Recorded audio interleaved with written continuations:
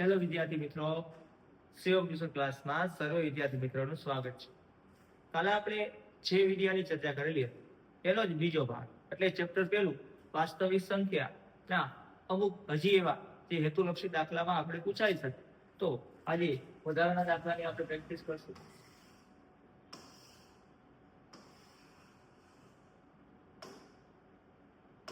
પહેલો દાખલો આવ્યો છે કે વર્ગમૂળમાં 10 માઇનસ વર્ગમૂળ 3 અને વર્ગમૂળમાં 10 માઇનસ વર્ગમૂળ 3 બે ફેરાય. મતલબ તો આના ઉપર એવું લખી શકું કે વર્ગમૂળ 10 માઇનસ વર્ગમૂળ 3 આખા કૌંસનો વર્ગ, મતલબ કે બે ફેરાય. તો આજ આપણું શું થઈ ગયું? નિત્ય સમ. નિત્ય સમ એટલે a ઓછા b આખા કૌંસનો વર્ગ. તો આપણે બધા જાણીએ છીએ કે a માઇનસ b નો વર્ગ હોય તો સૂત્ર શું થાય? a વર્ગ ઓછા 2ab વત્તા b વર્ગ. શું થશે? a વર્ગ માઇનસ 2ab વત્તા b વર્ગ. આ આપણું નિત્ય સમ થાય. તો આમાં કિંમત મેળવીએ. ચલો, પહેલા પદનો વર્ગ એટલે વર્ગમૂળ 10 નો વર્ગ ઓછા 2 ગુણ્યા પહેલું પદ ગુણ્યા બીજું પદ વત્તા બીજા પદનો વર્ગ. ચલો, વર્ગમૂળ 10 નો વર્ગ એ કાલે વાત કરીએ. કોઈ પણ સંખ્યાના વર્ગમૂળનો વર્ગ હોય ને મૂળ સંખ્યા થાય એટલે વર્ગમૂળ 10 નો વર્ગ શું થાય? માઇનસ ના માઇનસ. ચલો, હવે આ 2 ના 2 વર્ગમૂળ 10 નો વર્ગમૂળ 3 આને ગુણાકાર શું થાય? વર્ગમૂળમાં 30 વત્તા ના વત્તા. અને વર્ગમૂળ 3 નો વર્ગ શું થશે? તો કે 3 થાય. ચલો, 10 માં 3 નાખું તો 13 માઇનસ 2 વર્ગમૂળમાં 30 જવાબ આવશે. કેટલો આવશે? 10 માઇનસ 2 વર્ગમૂળ 30. તો જો આમાં આપણે જોઈએ જવાબ, સોરી, હા, 10 માં 3 નાખીએ તો 13 માઇનસ 2 વર્ગમૂળ 30. તો આ આપણો જવાબ ઓપ્શન બી. ચલો, ક્લિયર છે? હવે આની જગ્યાએ બીજો પ્રશ્ન પૂછાય. માની લ્યો કે વર્ગમૂળ 10 માઇનસ વર્ગમૂળ 3 અને વર્ગમૂળ 10 વત્તા વર્ગમૂળ 3. અને પરીક્ષામાં પ્રશ્ન શું પૂછે ખબર? કે આ સમય સંખ્યા છે કે નહીં? બરાબર, તો એ તમારે જવાબ શું આનો જવાબ આવે અથવા આનો જવાબ શું આવે એ પણ સોલ્વ કરજો. અને આ સમય છે કે નહીં એ પણ કહેવાનું છે, કેમ કે કાલના વિડિયા મુજબ સમય છે કે અસમય. ચલો, એના પછીનો નેક્સ્ટ દાખલો. 96 નું અવિભાજ્ય અવયવીકરણ, મતલબ કે 96 ના અવયવ પાડવાના. એટલે આ દાખલો ઓપ્શન થી પણ થઈ જાય, ન અવયવ પાડો તો પણ થઈ જાય, પણ આપણે અવયવે શીખશું જેથી કરી અને તમને આગળ કદાચ એવો તો કે દાખલો પૂછાય તો પણ આવડે. તો 96 ના આપણે અવિભાજ્ય અવયવ પાડીએ તો આ રીતના પાડું તો 2 કી સંખ્યા આવે તો 2 વડે ભાગ હલાવું તો 48, હજી 2 વડે ભાગ હલાવું તો 24, હજી 2 વડે તો 12, હજી 2 વડે તો 6, હજી 2 વડે તો 3 અને 3 એ 3. તો તમે જોઈ શકો 2 છે એ કેટલી ફેરાય? 1 2 3 4 5. એટલે 2 ની 5 ઘાત અને 3 કેટલી ફેરાય? 1. તો જવાબ શું મળ્યો? 2 ની 5 ઘાત ગુણ્યા 3. ઓપ્શન ઉપરથી પણ થઈ જાય. જો 2 ની તમને ખબર હોવી જોઈએ 2 ની 3 ઘાત એટલે કેટલા થાય? 8. 3 ની 3 ઘાત એટલે કેટલા થાય?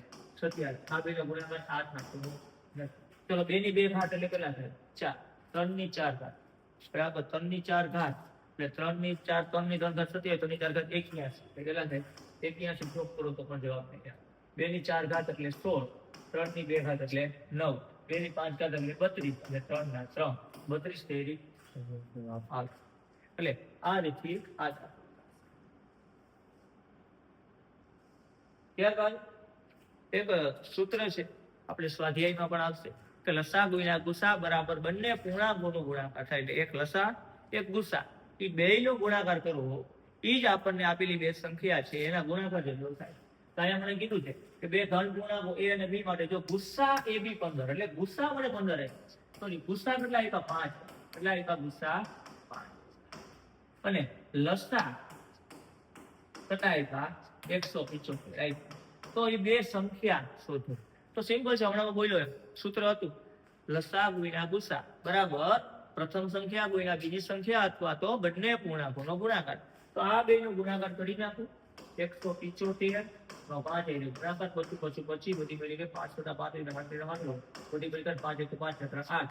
જવાબ આવશે 875. આ આપણો જવાબ 875. આમાં બીજું પૂછાય છે કે એક સંખ્યા આપી દે, લસા આપી દે, ગુસા આપી દે, બીજી સંખ્યા ગોતવાની. તો તો લસા ગુણ્યા ગુસા બરાબર બંને પૂર્ણાંકનો ગુણાકારમાંથી જે પ્રશ્ન પૂછ્યો છે એને કરતા બનાવી નાખો એટલે તમને તમારો જવાબ મળી જવાનો છે. જેમ કે બીજો આવો જ દાખલો, બે સંખ્યાનો ગુસા 3 છે અને લસા 21 છે તો ગુણાકાર. બરાબર, બે સંખ્યાનો ગુસા 3 અને લસા 21 છે. સંખ્યા કઈ?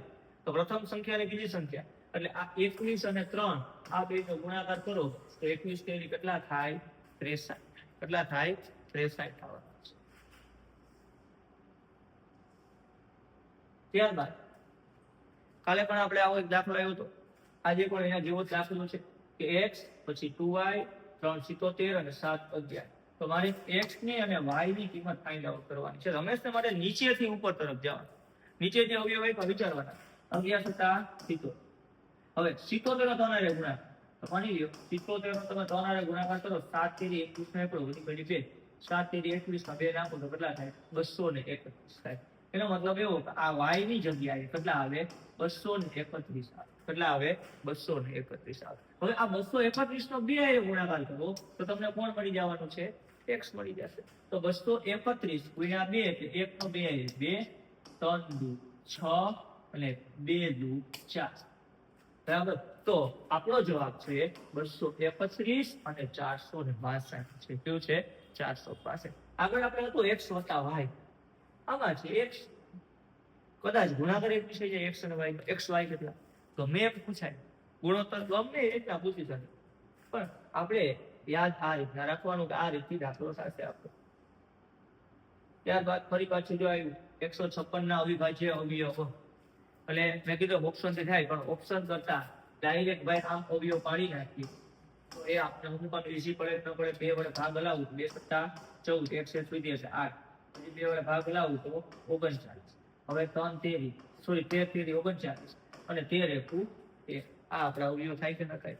હાલો 2 દુ 4, આમ આપણે તેરી કરી શકીએ મારા અવયવ સાચા છે કે નહીં. પણ 156 ના મારે અવયવ લખવા હોય તો 2 ની 2 ઘાત થાય, 3 ની 1 ઘાત થાય અને 13 ની 1 ઘાત થાય. તો 2 ની 2, 3 ના 3, 13 ના 13, એટલે ઓપ્શન ડી એ આપણો શું થઈ જશે?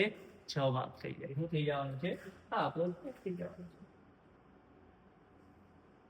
ત્યારબાદ છેલ્લો દાખલો આપણે જે કાલે કર્યો હતો કે ગુસ્સા 65 117 બરાબર 65 m - 117 હોય તો m બરાબર કેટલા?